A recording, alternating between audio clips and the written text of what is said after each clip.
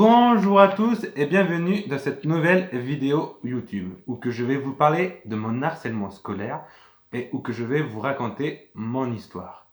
Alors je préfère vous dire que je me suis habillé classe pour que vous, on va pas se mentir, pour que cette vidéo soit un peu plus classe malgré que le harcèlement c'est un sujet très sensible et très douloureux. Vous allez le voir quand je vais vous le raconter. Ensuite, je voulais vous dire que si vous entendez des bruits de voiture, c'est parce que je suis à côté d'une route qui passe beaucoup, donc je vous prie de m'excuser pour ce petit désagrément. On va attaquer et je précise qu'il y a l'harcèlement scolaire, l'harcèlement virtuel et l'harcèlement moral. Moi, mon harcèlement était un harcèlement scolaire. Ce n'était pas sur les réseaux sociaux, ni moral, c'était scolaire. Je vous explique tout ça.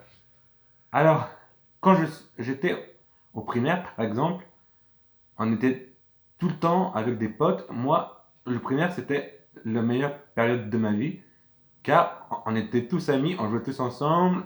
Il n'y avait pas, ah bah toi, tu es mieux habillé et tout que toi. Après, au collège, j'ai déjà senti ce petit rejet, parce qu'en fait, je bégayais. Et malheureusement, ça ne me permettait pas d'avoir, par exemple, des amis ou des amis, mais que pour l'école et pas en dehors, quoi. Donc, en gros, c'est pas des amis. En fait, j'étais leur bouche-trou, on va dire. Et ensuite, quand je suis passé au lycée, c'était difficile parce que vu que je bégayais, bah, difficile de m'intégrer. Dans ma classe, j'étais avec des personnes que j'étais ami que au lycée et parce qu'il y en avait que je connaissais déjà. Alors, si je regarde un peu, c'est parce que j'ai mis tout ce que je veux dire sur cette morceau de papier. Je voulais vous dire que c'est vraiment important d'avoir des amis dans la vie et sur Facebook. Parce qu'en fait, je vous explique, au lycée, on va dire entre chaque pause ou en trousse, ou en classe, on me piquait ma trousse, ou dans les pauses, vous voyez les papiers qu'il y a dans les WC des lycées pour se laver les mains. Il le prenait, il le mouillait et il me le jetait dessus. Ou alors il me bloquait dans un coin et il me jetait des morceaux de banane ou les fins de pommes. Et puis encore, il me poussait. C'est vraiment très très long à vous dire. Et j'étais vraiment très mal. Mais je me dis, sur mon Facebook, au départ, il y avait que des amis lointains pour m'éloigner de cet harcèlement. Et je me suis rendu compte que sur le long terme, ça m'éloignait encore plus des amis que j'avais, parce qu'en fait, j'acceptais personne de ceux qui étaient dans mon lycée, enfin, des personnes qui m'harcelaient. Donc, en gros, je les bloquais pour pas qu'ils voient mon profil, pour pas qu'ils aient quelque chose à se moquer sur moi. Et malheureusement, j'avais que des amis virtuels. Donc, pour se voir, ça va être dur parce que quand ils habitent à l'autre bout de la France ou dans un autre pays, bah, quand on passe tous ces week-ends ou ces soirées sur son portable à parler à des personnes loin, ça ne remplacera pas une personne de près. Parce que si on n'a pas d'amis, on ne fait pas de soirée. Et en fait, tous ceux que j'étais, depuis que j'étais en primaire jusqu'au lycée, je suis été déçu et je me suis rendu compte que c'était pas des amis. Parce que quand ils arrivaient à leurs 18 ans et qu'on vivait dans le même village et tout, eh ben, je ne t'ai pas invité. Alors que depuis tout petit, j'étais dans leur liste d'amis. Alors je ne comprends pas du tout. Ensuite, pour mes 18 ans, vu que je n'avais pas d'amis, je vais le dire sincèrement, que j'étais rejeté, eh ben, je regrette, mais j'ai pas fêté mes 18 ans. Et c'était vraiment un moment douloureux pour moi que je n'ai dit à personne, mais c'est vraiment douloureux, donc je vous le dis. Ensuite, je vous, je vous dis, ce qu'il ne faut pas faire, c'est ne pas tomber en dépression. Parce que par exemple, quand je suis arrivé, enfin, quand je suis allé au lycée, eh ben, je suis tombé en dépression, j'étais tout maigre, pas avoir des abdos, mais ça venait. Et malheureusement, j'étais harcelé. Donc, c'est-à-dire que je lui disais à personne, mais vraiment personne. Le soir, matin, je partais, je souriais. Tout va bien, go la journée. Le, le soir, je partais, enfin, du lycée, donc j'avais le sourire. Et quand j'allais au lit le soir, je pleurais. Alors, mais aussi, j'ai fait des erreurs. J'ai mangé pendant tout le temps que j'étais harcelé, 3 ans, coca, mayonnaise, ketchup, frites, bah, enfin, tout ce qui est pas bon, quoi. Alors, je préfère vous dire, ne mangez pas du coca, mais des frites, ne buvez pas de soda tous les jours si vous êtes harcelé, parce que franchement, ça vous fait grossir, et moi, ça m'a fait vachement grossir. Et là, je peux vous dire que je fais du sport et je galère à perdre de mon surplus. Ensuite, mon deuxième problème, c'était mon bégaiement. Le problème, c'est que les gens, quand je leur parlais, on va dire que je leur faisais chier ou ils se moquaient intérieurement d'eux. Donc, je le voyais. Et le problème, c'est que pour se trouver des amis, déjà que à l'époque, j'étais assez réservé, timide, d'où le nom de ma chaîne. À l'époque où que j'ai mis le pseudo le timide auvergnat parce que je viens d'Auvergne. Donc le problème, c'est que pour trouver des amis, alors déjà, je parlais pas à une fille, hein, sauf si elle venait me parler, mais pas à une fille. Et les gars, j'avais peur de leur moquer aussi, et de moquer des filles, donc j'avais pas d'amis vu que j'étais de base rejeté, harcelé, et des fois, j'étais même humilié. Alors, le problème, c'est que si on n'a pas ça, on peut se rabattre sur une meilleure amie, mais ou une petite copine. Mais malheureusement, je n'en avais pas. Donc, le problème, c'est que tu es seul pendant 3 4 ans. Donc, tu déprimes. J'avoue, j'avais des idées noires que je n'ai pas faites. Je me suis pas mutilé. Le truc à ne pas faire, car ça reste toute la vie. Alors, franchement, c'est très très important de ne pas se mutiler. Et, et le soir, j'allais au lit, on va dire vers 23 h, et je pleurais jusqu'à 1 h du matin sans que personne ne le sache. Et le lendemain, je me levais, quand on souriait et tout, parce que je voulais que vraiment que personne ne sache. Et en fait, le problème, c'est que je faisais du foot. Et faire du foot en équipe, c'était que on était soudés. Mais le problème, c'est que j'allais au foot et que les gens, ils font des soirées après et autres, mais je suis jamais, et j'étais jamais invité à une soirée d'après. Donc, en gros, on n'a pas d'amis au lycée, on n'a pas de petites copines, et on n'a pas d'amis dans le sport en dehors de l'école. Donc, au bout d'un moment, mes professeurs l'ont remarqué au bout de la 3e année, je crois, parce que franchement, je cachais bien mon jeu, et j'ai craqué, ils m'ont demandé, et j'ai craqué devant eux, et franchement, j'ai essayé de me retenir, mais c'était impossible. Et ils m'ont dit d'aller voir l'assistante sociale. Donc je leur ai raconté tout ce que j'avais sur le cœur, tout ce qui me faisait, tout ça. Bon, ben j'ai pleuré encore. Donc j'essayais de pas trop pleurer parce que quand je sortais, ben, les gens auraient vu que j'aurais pleuré. Donc on va dire, oh putain, putain mais elle m'a tapé et tout. Parce qu'en fait, mes profs, ils y ont su parce que je crois que mes parents ont appelé mes profs. Parce que en fait, je parlais à une fille et j'avais dit, je vais mourir à ne pas faire, hein. Et je ne répondais. Et cette personne était en cours et s'est fait prendre son portable.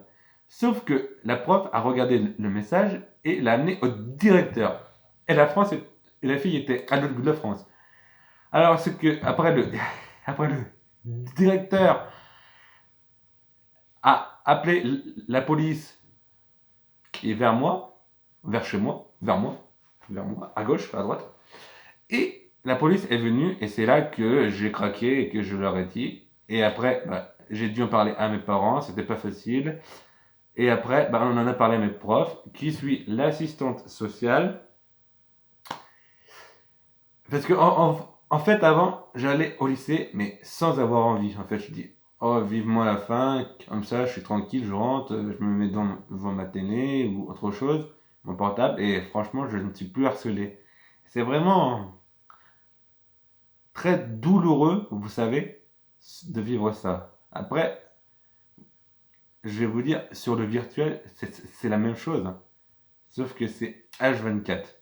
Alors, moi, je m'habillais en jogging, en sweat large pour être tranquille, pour que personne ne me reconnaisse, pour que je sois le plus moche possible et pour que je sois tranquille, que je ne me fasse pas opportuner.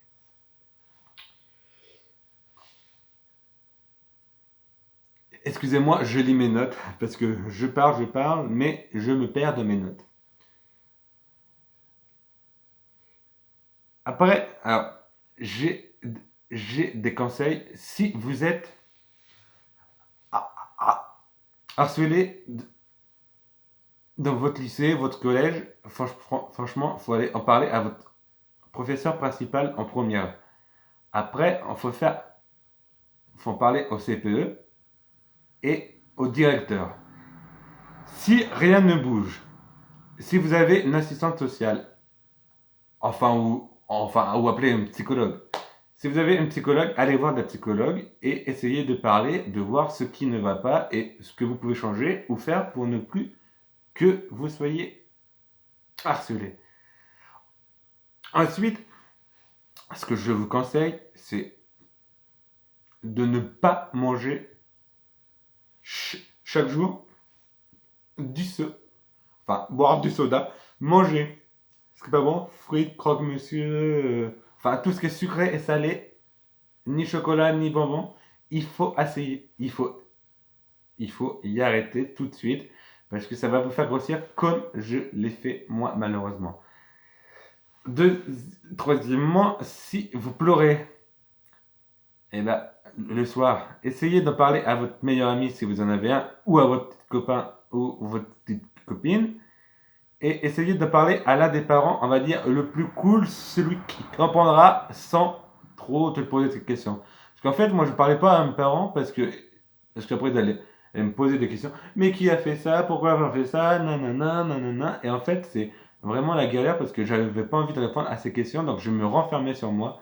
Donc franchement, faut pas vous renfermer sur vous et faut vous ouvrir aux autres et raconter votre histoire, même si c'est pas à vos parents, même si vous êtes proche de votre tonton. Bah, si c'est votre tonton, c'est votre tonton.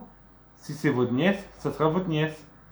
Mais faut commencer par en parler à quelqu'un. Ensuite, je vous conseille de faire un peu de footing ou de vélo ou de natation pour essayer d'enlever votre colère et de fluidifier pour que vous vous calmez. Genre, vous êtes énervé, vous faites un footing, ça vous dépense, vous êtes mort, et vous rentrez, vous vous reposez, vous êtes détendu. Parce que si vous rentrez du collège ou du lycée et que vous êtes harcelé et que vous y pensez toute la soirée, ben vous allez être énervé tout le temps. Et en fait, moi ça m'a fait, j'étais énervé tout le temps, donc je parlais mal à mes proches et je le voyais. Mais malheureusement, je ne pouvais pas faire autrement car j'étais énervé et les gens me poussaient, on va dire, à m'énerver. Donc c'est vraiment difficile. Et ce que je vous propose, c'est que je vais mettre en place une adresse mail pour toutes les personnes qui sont victimes d'harcèlement et qui veulent me contacter pour que je puisse vous aider ou vous guider dans ce que vous devez faire et ce que vous ne devez pas faire. Je vous rappelle que mon harcèlement était scolaire, non virtuel. Donc, je peux vous aider dans les deux cas. Mais après, c'est votre volonté, si vous le voulez. Que si vous voulez vous faire aider, vous arriverez à vous en sortir. Si vous ne voulez pas, malheureusement, on ne pourra rien faire pour pour le moment et ça devra attendre un petit peu plus tard quand vous serez décidé à être prêt. Alors, vous allez voir en dessous l'adresse mail et même envoyez-moi un, un mail si cette vidéo vous a plu parce que je peux faire des interventions et je pense créer mon association sur le harcèlement. Alors faire des interventions dans des lycées ou des collèges pour raconter mon histoire et sensibiliser les personnes qui sont victimes d'harcèlement mais qui ne le disent pas et les personnes qui eux harcèlent et qui ne se rendent pas compte du mal que ça peut faire.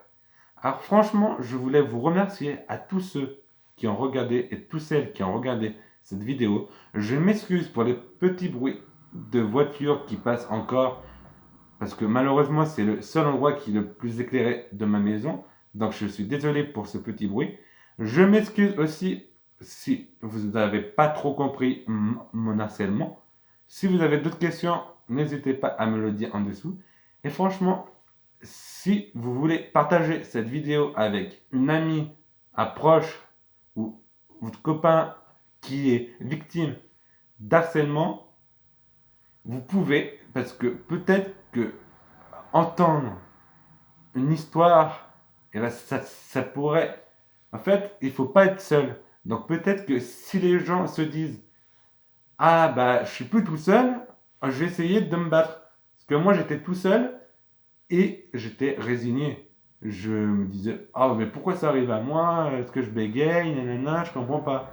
Que si vous partagez à une personne qui est victime d'harcèlement et que ça peut l'aider à aller mieux et puis à vivre mieux, parce que quand on est victime d'harcèlement, on vit très très mal. Je vous en serai reconnaissant. Et n'hésitez pas à mettre un pouce bleu et à vous abonner à ma chaîne YouTube pour d'autres vidéos. Je voulais vous remercier et à très bientôt. Désolé pour cette vidéo qui est un peu longue, mais je préférais en faire une longue pour que les choses soient bien claires et précises que d'en faire une courte de 2 minutes et que personne ne comprend. Merci à tous et bonne soirée.